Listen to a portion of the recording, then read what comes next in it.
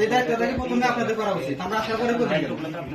প্রথমে এটাই আমরা বলতে আসছি, আমরা এখানে আপনি যাকে তত্ত্বাবধায়ক ছিলেন, আপনি কি এগুলো জানেন না?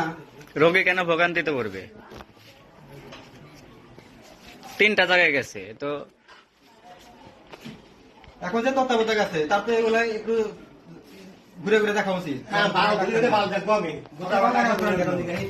আপনার রাজাকার করেন কেন?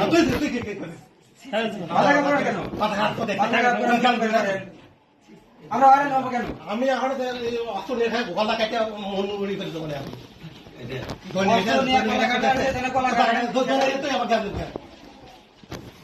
এখানে তো শুধু বলতে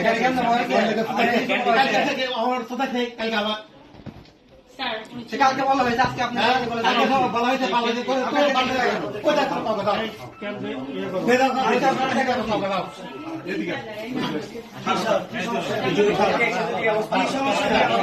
ধন্যবাদ।